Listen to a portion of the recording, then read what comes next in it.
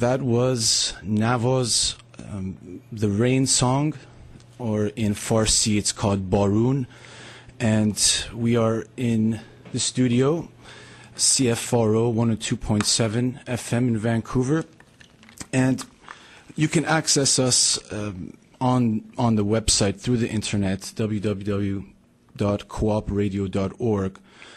And we welcome to the first edition of the radio show for the right to love. And the name of the radio show in Farsi so far is called Path to Love. But in English, we've been using the terminology right to love. And basically, it's a campaign for a 2.5 month campaign for the right to love everywhere, and against all the restrictions for people choosing what type of experiences and relations to have that exist everywhere in the world. And we will focus particularly on Iran and what's going on there, and we take a particular approach to it all. And I'll explain all of that soon. But basically, I was able to catch Alborz from Toronto. Basically, we're a committee that is organizing this campaign. And Alborz gave me, I was able to talk to him and as well as update him on the campaign. So basically, you can see what we're all about through this discussion between me and him, and then we'll be back with some music. And basically, in half an hour is the Farsi segment. The program is split into two segments: an English and a Farsi. Every Thursday night, or I should say Friday morning in Vancouver, 2 a.m. And in Iran, it's 1:30 p.m. that people can access the show through the website, which, as I mentioned, was www.koopradio.org. We will have Skype also set up for people to contact us directly through Skype, and the telephone number is 604-684-7561, and you can email me at rjoubin@gmail.com. So listen to the introduction to the campaign, and give us a call if you'd like to provide any commentary. Hello, Alborz. Hi, Ramin. How's the campaign going? It's going pretty well. We're just kicking it off right now on CFRO 102.7 Vancouver, and it's a great time for the people inside Iran right now. It's 1:30 p.m. on a Friday there, and basically that's it. It's the first day of the campaign right now. Sounds good. Would you mind giving an overview for the listeners just about what the campaign is exactly and how the campaign got to being and where the campaign exactly is in terms of progress and timeline? Yeah, sure. The campaign was suggested basically by myself to a few of the activists around Vancouver at first, and the committee, such as yourself and Bahar. And basically the idea was that we have an anti-stoning event on Valentine's Day in Vancouver to raise awareness about the practice of stoning.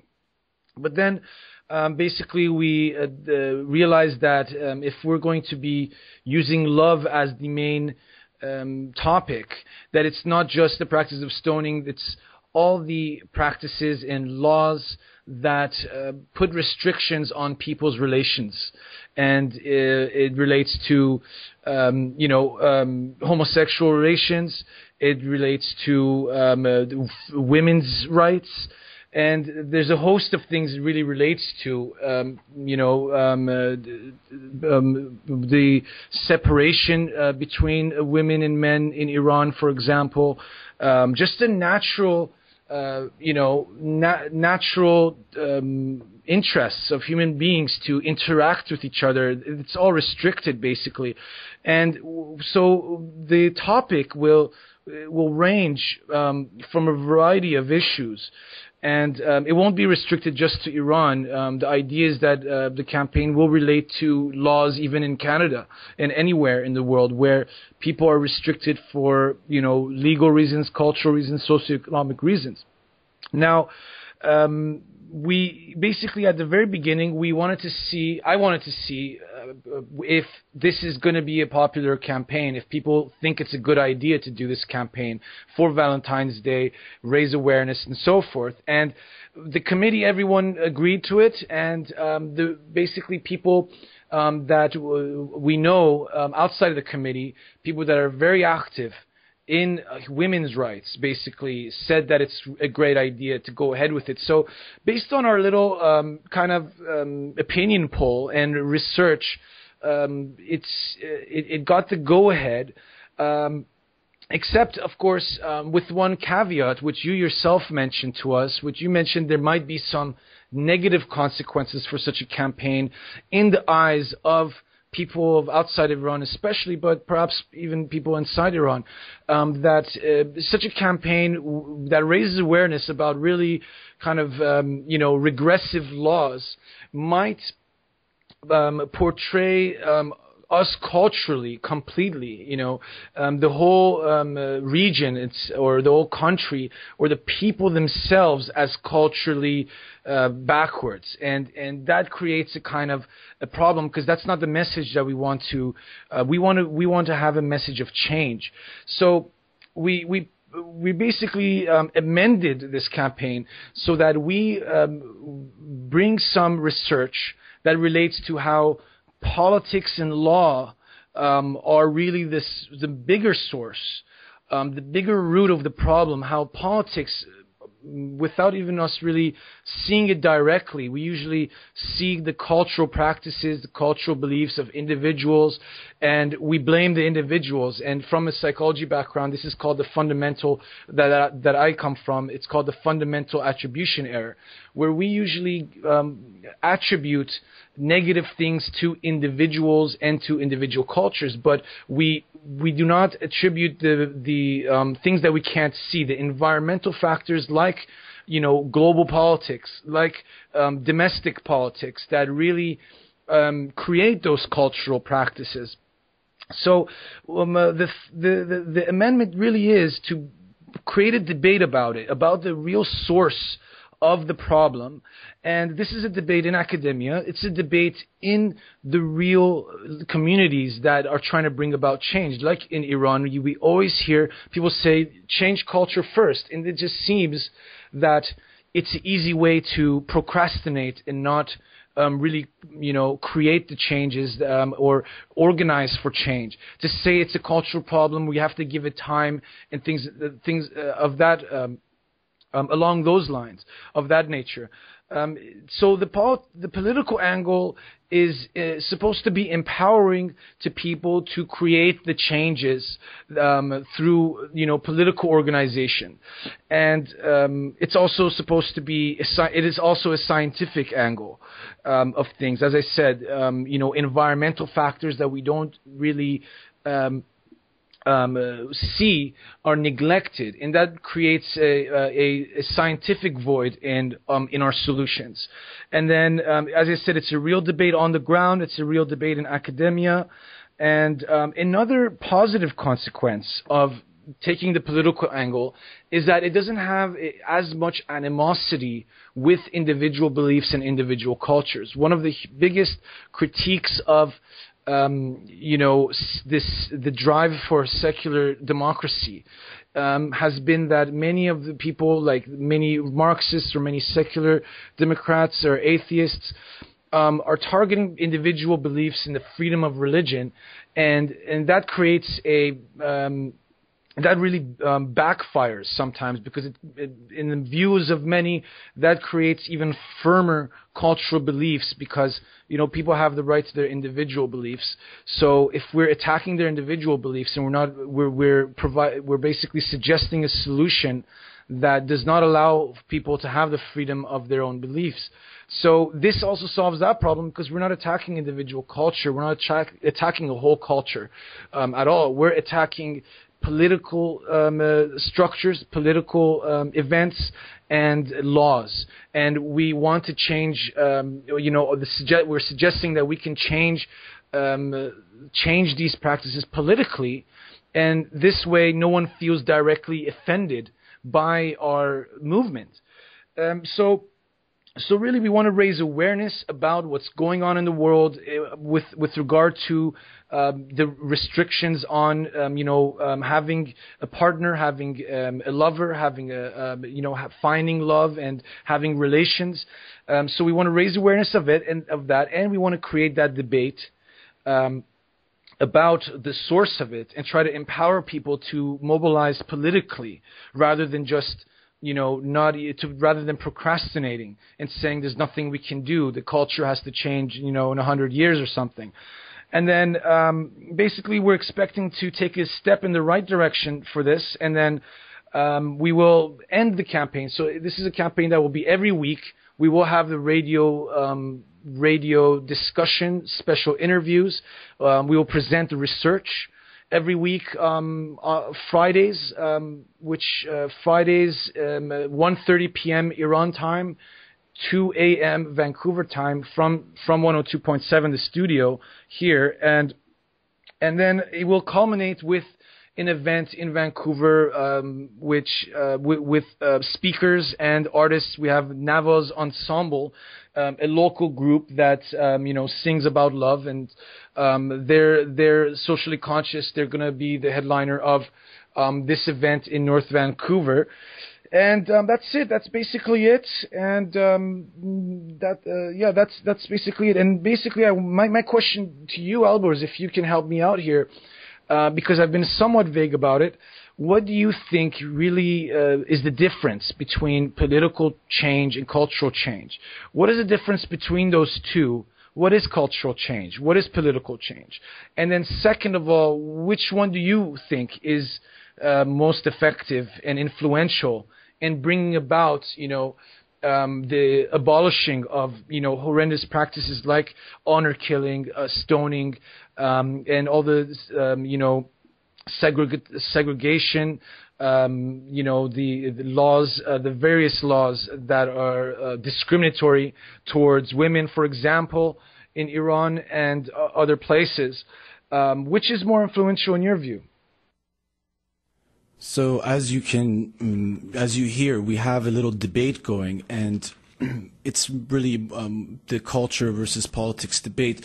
And though I kind of slam the people that say it's a cultural problem, Alborz does provide a perspective that I'll play right after a song, his view about this whole issue. And he provides a little bit of complexity to it, basically that it's not you can't factor out culture completely, no matter how strong politics are, because ultimately politics also have to come from some sort of culture, even if it's not a majority of people. Anyways, this song was dedicated to Sakine Mohammadi Ashtiani, who was, for, believe it or not, charges of adultery, sentenced to stoning by a court in Iran. And there has been more stoning in Iran after basically the Islamic group led by Khomeini, a minority group that came to power right after the Iranian Revolution. And basically, this song is by Lennart Ekdal, and it's in Swedish, but it's dedicated to Sakine, which a lot of people heard about. A lot of people heard about this case, but she later on they stopped they reversed the stoning punishment. But they said that for other reasons, for supposedly murdering her husband, she should be executed. And now I think her case is, up in the air, but it received widespread international attention. Italy, France, people in parliaments, Brazil, the Brazilian president, I believe, offered to give Sekine asylum. Anyway, this is the song, and then we'll be back with Alborz's view about the whole debate. Song to Sekine, we hope with all our hearts that you survive and that you one day will meet your children again.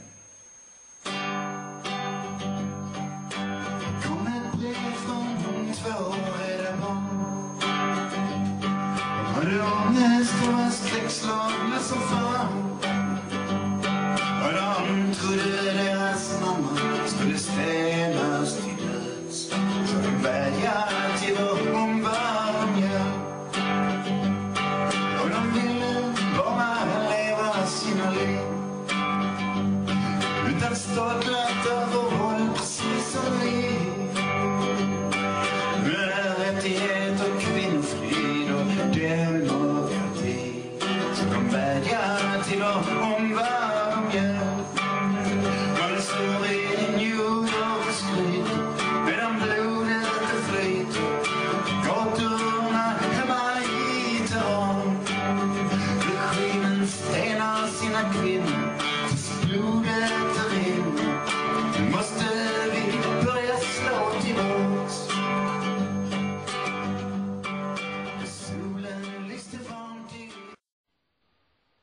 Of whether political change or cultural change is more effective in bringing things like democracy and human rights to Iran. Personally, I'm of the view that it's both, but it's mostly cultural change. The reason I say that is that back when we had the selection, really, of Ahmadinejad into power versus Musavi, one of the reasons the Green Movement failed, personally, I think, was that if we were to compare the numbers of people that went out during the Green Revolution versus the amount of people that went out against the Shah, I was just looking this up. The people, according to my sources, the amount of people that went out against the Shah in Tehran were 2 million people. The population, that's in Tehran alone, by the way. The population of Iran was somewhere around 20, 30 million people. We had, according to, optimistic news sources, millions of people in Tehran protesting against the election. What does millions mean? I don't know. It could be 2 million. It could be 6 million, but it was basically millions of people. There wasn't a real estimate as to how many people exactly were there, but it was at least 1 million and somewhat people in Iran. Our population right now, though, is 70 million. That's a huge, percentage-wise difference between now and back when we had the 1979 revolution. I think part of this is because, in my opinion, if you look at history, we're so used to being downtrodden and stepped on by our governments, whether it's in the Qajar era, whether it's under the Pahlavis, whether it's, with the coup that we had with Mossadegh, who was thrown out by the U.S. and the Shah with their help, whether it's the 1979 revolution now, where we have the government that we have right now. And I think this kind of political change brought about a sort of apathy that we really haven't seen before, where people, they're aware that human rights violations are taking place. They're against these human rights violations.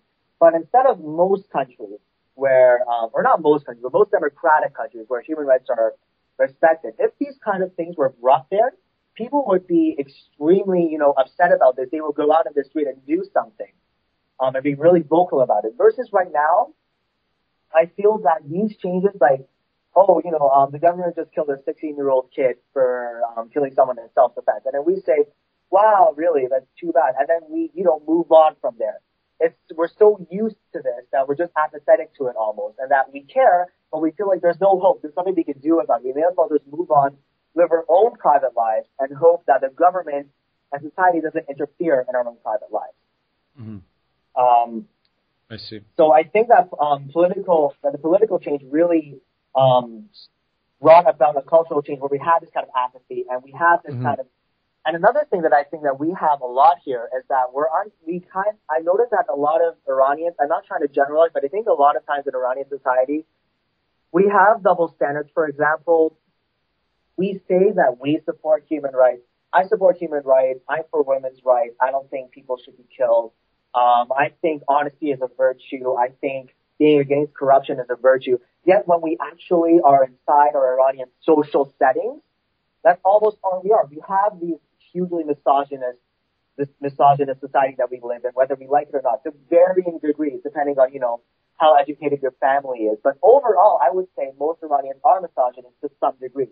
One could say, well, most of the world is misogynist to some degree. Well, not in comparison to Iranians. I don't think that Europeans are as misogynist as most Iranians are. I don't think that most Europeans are as homophobic as they are. I don't think that most Europeans lie as much as we do.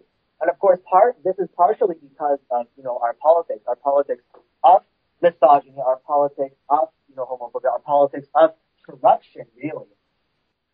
So basically, you see the culture as a vehicle, as the main driving force, but yet you agree that the source of that problem may be the political regime, but yet you see the main driving force of our problems for political change itself to be all these different things, such as, misogyny and apathy.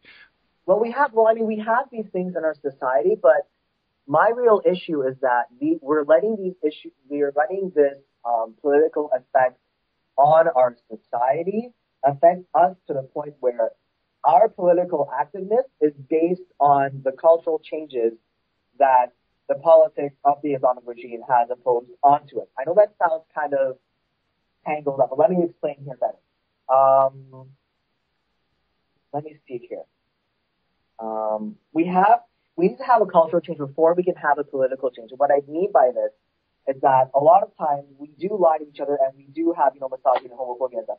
I'm not saying that we should wait until we have, this ideal society where women are totally equal with men, where homophobia is eliminated, and, we don't lie to each other, and we're against corruption and everything. We don't even have this in Canada yet. So to say that we should have this in Iran completely is kind of, almost a dream. At the same time, I don't agree with the reformist stance, where basically they have this defeatist attitude where they're basically saying, okay, you know what, Iranian society is, backwards.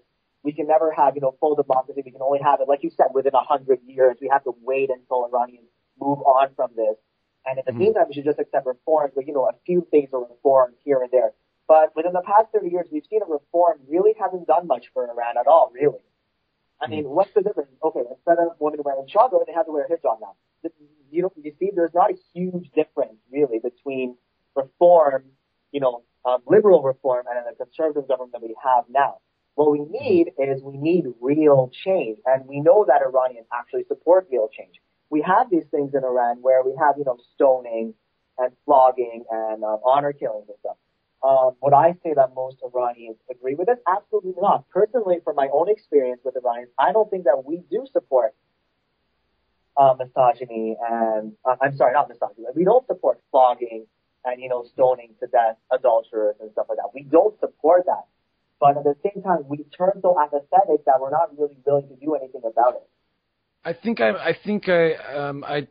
totally get what you're saying. If we were going to draw a diagram, it seems to me that you're saying that if we were going to draw a flow chart, it would first step, first part, first little box would be, a cultural issues such as apathy, and then then you would want to change that.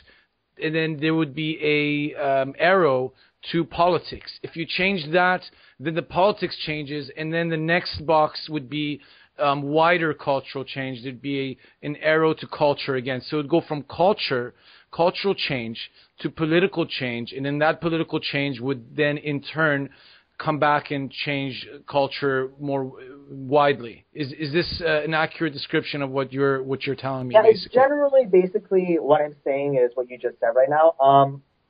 The more general message that I was trying to get is that we've adopted things like, there's superficial things that we've adopted from the Islamic regime, like, homophobia and misogyny and things like that. I'm not saying these are superficial in the sense that they're fake, but rather they're tangible things. They're tangible policies and they're tangible social remnants that we have that are from the Islamic regime. And then we have life attitudes that we've adopted as a result of being hit by the Islamic regime, hit by the Pahlavis, hit by the Gauchar era, hit by basically wanting of democracy that we've had for the past century that we've never been able to achieve, and yet we're still trying to achieve now. And those things are mostly things like lying and corruption and honesty. And, overall a sense of being able to have dialogue and communicate with others and being able to comprehend other people's ideas. If we have those things, then we can have things like, then we can have policies against misogyny, against homophobia, against the death penalty, things like that. If we don't have a base that's honest, if we don't have a base that's anti-corruption, if we don't have a base that's pro-democracy and listening to other views rather than, simply laughing and smirking with other people saying, yeah, this is my opinion, and yet none of your opinions actually change after that discussion, then we can't have those things that we want, like human rights for women, for LGBT, for the working class, for things like that. We can't have those things.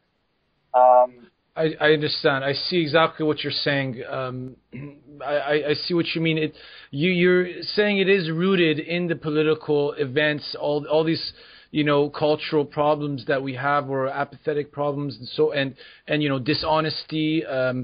There's many different things. There's deceptive tactics within the opposition. And basically, if our political movement starts on the right with a good culture, then we can basically bring about cultural change through politics. If our political movement has good principles, exactly. Yeah, I see exactly what you're saying. I think it's a very good starting point for us, and it's a practical starting point for us as political opposition activists. And a lot of people are saying the same thing, and I see some people trying to say, look, what we have to learn is to tolerate different points of view, and what we have to learn is to be honest and transparent, and then that way we may be able to attract more people, and then in that way we might, if we start off on the right foot, then maybe the end result will be correct as well. If we start off with contradictions and if we start off with corruptive practices, then it's not going to go anywhere, and even if it does, it's not going to create the cultural changes that we want. So is there anything else you'd like to add? Well, just basically my last point is I agree with everything I agree with your summary of what I just said. And I think we have to really differentiate between, for example, I'm Canadian and I was born and raised in Canada, and I consider myself an Iranian Canadian. And if I were debating with someone politically about human rights in Canada, I wouldn't even listen to someone who's against human rights. Why? Because in Canadian society, we already have these things that support human rights. We're already against the death penalty as a nation as a whole. We're against homophobia generally as a whole. We're against most misogyny. But Iranian society is different. We don't have these things. And yet, when we, as human rights defenders, I don't mean to sound, very overconfident in myself and ourselves, but I would say that most political activists are more socially advanced almost than the majority of Iranian culture, which is misogynist and, pro-death penalty and things like that. We generally are more liberal than this. What we have to do is that we can't just expect that Iranians will just adopt our ideas. We have to stick with our own ideas of human rights. At the same time, we have to learn to listen to other people's views, not like reformists where we just accept the status quo, but rather we have to listen to other people's views where we come with a compromise. For example, instead of having gay marriage in Iran right now, which we both know is pretty much impossible at this point, we can at least say, okay, LGBT people aren't going to interfere in the government's affairs, and you shouldn't interfere in ours. So we have this kind of in-between status between the death penalty for homosexual people and gay marriage, where we have basically it's decriminalized. Do you see what I mean? There's an in-between point where we can reach, which is not ideal, but it's better than what we have right now. And I think that we can at least start from here and go somewhere. Okay. That's a step-by-step approach, definitely. Instead of going for that ideal and then basically not being able to achieve it because it's just impossible at the time, but to take a step-by-step approach. So thank you for that, Alborz, and I hope to connect with you again in later on, in this campaign. All right, thanks a lot, Robin, for having me. Okay, so you heard the discussion. Now we're going to move into the Farsi segment, and I'll leave a song for you, and I'll be right back to discuss all this in Farsi.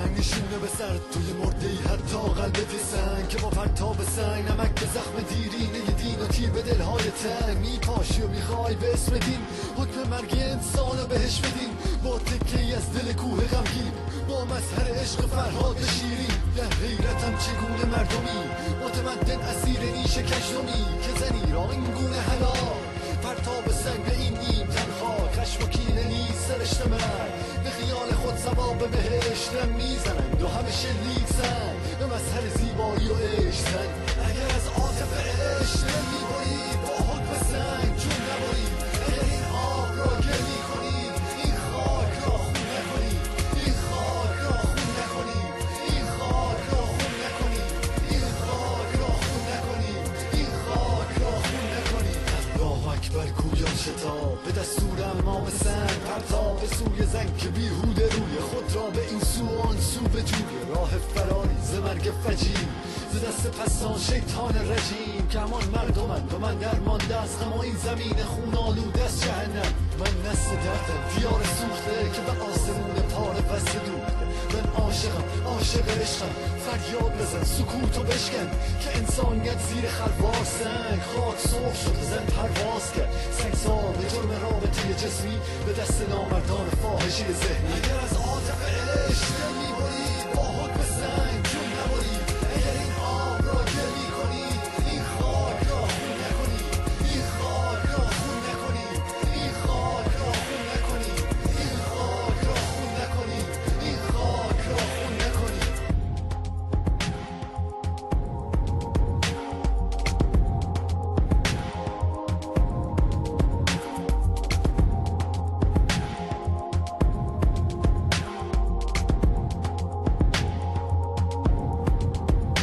اگر از عاطفه عشق میبری با حکم سنگ جون نبری اگر این آب را گلی کنید این خاک را خون نکنید این خاک را خون نکنید این خاک را خون نکنید این خاک را خون نکنید این خاک را خون نکنید. با سلام، برنامه راه عشق در ونکوور را میشنوید از موج 102.7 FM در ونکوور. رادیو کواپراتیو از طریق اینترنت www.koopradio.org میشه بهش دسترسی پیدا کرد. شاید اول برنامه رو شنیدید که برنامه به انگلیسی بود و در واقع هفته های بعد هم همینطوری خواهد بود که یک قسمت انگلیسی خواهد بود، یک قسمت فارسی، یا یک ساعت کامل انگلیسی، یک ساعت فارسی، یا نیم ساعت خواهد بود هر جمعه، ولی به وقت تهران ساعت 1:30 بعد از ظهر پخش خواهیم شد. و دیگه این کمپین و این رادیو برای چی شروع شده؟ ما یه گفتگوی با همدیگه داشتیم، من و یکی از اعضای کمیته در واقع تهیه کننده این برنامه، شانلی، که از فعالین جوان در ونکوور هست. برای اون توضیح دادم که دقیقاً انگیزه این کمپین چیه و بعدش دوباره برمیگردیم و صحبت میکنیم. هفته بعد سعی میکنیم که اسکایپ رو وصل کنیم، امروز نتونستیم، پس به احتمال زیاد همجوری گفتگو میکنیم، اطلاعات بهتون میدیم و موسیقی پخش میکنیم. پس این معرفی کمپین که امروز ما با هم در موردش صحبت کردیم. سلام شانی جان. سلام، چه خبر؟ هیچی، این کمپینمون رو داریم الان راه اندازی میکنیم. میتونی کم بیشتر در موردش توضیح بدی؟ اهداف کمپینتون چیه؟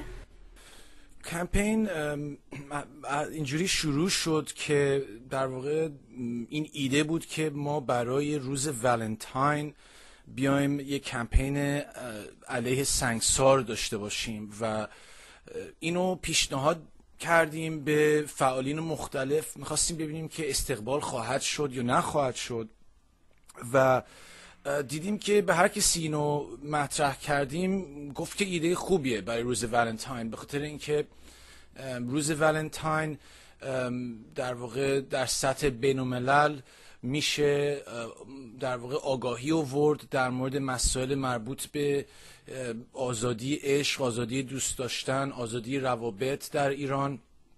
و مسائل مربوط به آزادی روابط زیاده و محدودیت ها زیاده و قوانین علیهش خیلی زیاده. به این خاطر خیلی از دوستانو که همه کسانی که تو کمیته بودن که گفتن خیلی ایده خوبیه، فقط تو کمیته خودمون یکی از اعضا البرز گفت که یکی از عواقب منفی که میتونه داشته باشه اینه که همه فکر کنن که ما از نظر فرهنگی عقب افتاده ایم و به این خاطر و قبول کردم اینو، شخصا قبول دارم که ممکنه عواقب منفی داشته باشه اگه ما همینجوری یک کمپین داشته باشیم علیه سنگسار، علیه قوانین عقب افتاده، ولی میشه اینو درستش کرد. کاری که داریم میکنیم اینه که داریم پافشاری میکنیم روی بعد سیاسی و قانونی این مسائل تا فرهنگی. اصلا به عقیده شخصی خودم اینه که ریشه این مشکل سیاسی، فرهنگی نیست، با اینکه فرهنگ اون وسط وسیله‌ای میشه برای در اینجور قوانین، اینجور تبعیض‌ها، ولی سیاست از نظر من که میاد وسط و در واقع این قوانین رو اجرا میکنه و باعث میشه که ما همچین محدودیت‌هایی داشته باشیم. و به این خاطر گفتیم که این پیشنهاد رو داریم الان که این بحث رو به وجود بیاریم که و این سوال رو مطرح بکنیم که از نظر بقیه آیا مشکل سیاسی است یا مشکل فرهنگی است. دیدیم که این یک بحث واقعیه. تو خود ایران مثلا، خارج از ایران همه جا خیلی از مردم میگن که خب مشکل ما فرهنگیه، اول فرهنگ رو درست بکن. ولی به نظر من این در واقع یک راهیه که ما هیچ کاری نکنیم. از دید روانشناسی خودم هم که روانشناسی خوندم، یک در واقع مقوله‌ای توی روانشناسی هست به اسم false attribution bias که این میگه که این نشون میده که در آزمایش‌ها نشون میده که آدم‌ها اصولاً فاکتورهای محیطی رو نمیبینن و در نظر نمیگیرن و بیشتر شخص و فرهنگ رو زیادی مقصر این پدیده ها میدونن. این آزمایش شده از دید روانشناسی، پس منم با اون عضو دیگه کمیته کاملا موافقم و یکی دیگه از اهداف ما این شده که این بحث رو به وجود بیاریم و تحقیقاتی رو ارائه بدیم که چجوری مثلا تحولات سیاسی، تغییرات، همین سر کار آمدن جمهوری اسلامی مثلا، چجوری باعث میشه که یه سری قوانینی بیان سر کار و یه سری مشکلات فرهنگی به وجود بیاد. تو آکادمیا خارج از روانشناسی هم این یک بحثه واقعا. و دو تا مسئله دیگه هم هست. یکی دیگه اینه که وقتی که میگیم مشکل فرهنگیه، خیلیا اینو میگن و بعد این باعث میشه که ما یعنی این منظور اینه که اصلا لازم نیست بریم تغییر سیاسی بدیم و بعد باعث میشه که اصلا هیچ کاری نکنیم یا یک تنبلی به وجود میاره. بعد یک نکته دیگه اینه که خیلی‌ها میگن که ما نباید علیه مذهب، آزادی مذهب آدما باشیم. خب اینم یه راه حله که ما سیاست رو هدف خودمون قرار بدیم تا آدما احساس نکنن که ما عقاید شخصی اونا رو حمله قرار دادیم. پس این یه آزادی هم به آدما میده که هر عقیده‌ای میخوان داشته باشن، فقط در بعد سیاسی بیایم یه سری تغییراتی بدیم، قوانینی رو داشته باشیم و اون قوانین بیان و این آزادی عشق رو به رسمیت بشناسن، آزادی دوست داشتن و انتخاب روابط، تجربه روابط رو به رسمیت از سطح بالا درست بکنیم. بعد دیگه به غیر از این هم به هر حال ما میخوایم این قدمایی برداریم به این سو با گفتمان‌ها، با مصاحبه‌های ویژه و با ارائه تحقیقاتمون. برای 2 ماه در واقع میخوایم این کمپین رو راه بندازیم و آخر میخوایم و آخر جشن عشق خواهیم داشت که توی ونکوور که سخنران خواهد داشت و هنرمندان مختلفی خواهد بود گروه نیاز از ویکتوریا، شهر ویکتوریا داره میاد، هنرمندان ویژه این برنامه هستن میان و سخنرانان مختلفی هم خواهیم داشت که از فعالین مختلف که میان در واقع اونجا سخنرانی میکنن ولی تا اون موقع از طریق رادیو هر هفته به طور زنده همین روی کواپراتیو رادیو ونکوور ساعت 1:30 بعد از ظهر جمعه ها به وقت تهران و میشه ساعت 2:30 شب جمعه ها به وقت ونکوور پخش خواهیم کرد و بعد میاریم اینا رو روی یوتیوب و میگم دیدگاه مختلف اختصاصی خواهیم داشت از فعالین مدافع زنان، فعالین مختلف که در این رابطه نظر بدن و این بحث رو ایجاد بکنن.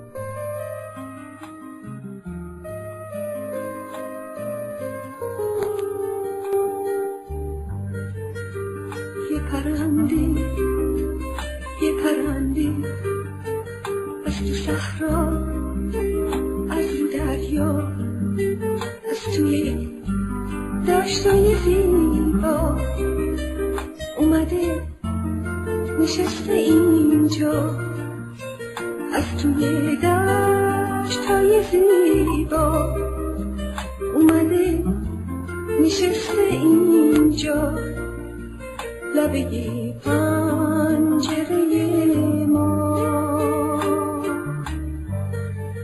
خواب من پر از صدای پرنده، خواب من به رنگ بال پرنده، خواب من پر از صدای پرنده، خواب من به رنگ بال پرنده. حرفامو باور ندارم بچه ها، خوابامو باور ندارم بچه ها، حرفامو باور ندارم بچه ها، خوابامو باور ندارم بچه ها، جز پرنده، جز پرنده، جز پرنده، جز پرنده.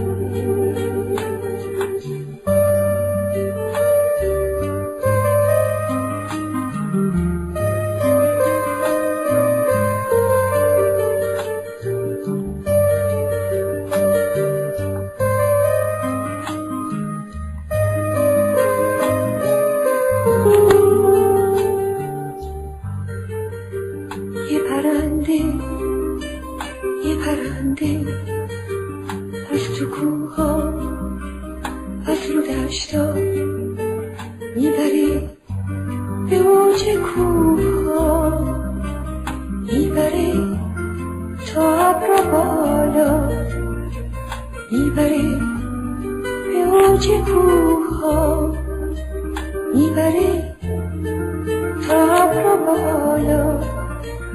من تنها از اینجا، خوابی من پر از صدای پرنده، خوابی من به رنگ بالی پرنده، خوابی من پر از صدای پرنده، خواب من به رنگ بالی پرنده. حرفمو باور ندارم بچه ها، خوابمو باور ندارم بچه ها، حرفمو باور ندارم بچه ها، خوابمو باور ندارم بچه ها جز پرنده جز پرنده جز پرنده جز پرنده. خب برگشتیم. شما صدای ما رو از طریق کواپراتیو.org میشنوید یا اگر ونکوور هستید 102.7 FM و همونطور که شنیدید یک کمپینی داریم راه میندازیم و یک برنامه خواهیم داشت در ونکوور در روز عشق یا حوالی روز عشق، شاید 22 بهمن در بیاد یا 23 بهمن در بیاد، روزی که اون جشن رو میگیریم. ولی تا اون موقع ما این اهداف ما اینه که آگاهی بیاریم در مورد وضعیت این حق عشق. به انگلیسی ما برنامه رو اسم گذاشتیم حق دوست داشتن، به فارسی گذاشتیم فعلا راه عشق. مسئله همه محدودیت هایی که در ایران و جهان وجود داره، بعد اینکه این گفتمان و این بحث رو هم شنیدید که من خیلی نقد میکنم کسایی که میگن مشکل ما فرهنگیه. به نظر من بعضی از آدما وقتی اینو میگن در واقع اشتباه میکنن و نفوذ سیاست و اساسی بودن بعد سیاسی و چه بین المللی چه داخلی و بعد قانونی رو نادیده میگیرن و اون وقت باعث میشه که راه حل هایمون رو هم راه حل های اساسی رو هم نتونیم در واقع به اجرا در بیاریم. البته توی بخش انگلیسی زبان البرز نکته خوبی نقدی به این نقد در واقع داشت و این بود که به هر حال باید اون ایجاد تغییر سیاسی رو هم یک مسئله فرهنگی دید که به هر حال برای اینکه آدم بتونه یک سیاست بهتری رو در واقع به اجرا در بیاره لازم داره که با اصول خوبی و در واقع اون اصول خوب مثل شفاف بودن، مثل دموکراسی، مثل برابری، اصولی که آدم به کار میبره یک فرهنگه. اون یه فرهنگی که یه سیاستی میتونه به کار به وجود بیاره و بعد اون سیاست میاد تغییرات گسترده رو به اجرا در میاره و این در واقع فعلا نتیجه بحثمون هست و میتونید از هفته بعد با اسکایپ با ما تماس بگیرید. هر جمعه هستیم ساعت 1:30 بعد از ظهر به وقت تهران و میشه 2:30 شب ونکوور و میتونید نظر خودتون رو بدید و میتونید با شماره تلفن ما هم تماس بگیرید. شماره ما هست 604 684 7561. این خط آزاده و اسکایپ من هست r.joubin. میتونید منو اضافه بکنید یا ایمیل هم بکنید rjoubin@gmail. با اسکایپ نقطه داره بین R و J ولی در جیمیل نقطه ای نیست. rjoubin با هم دیگه میان.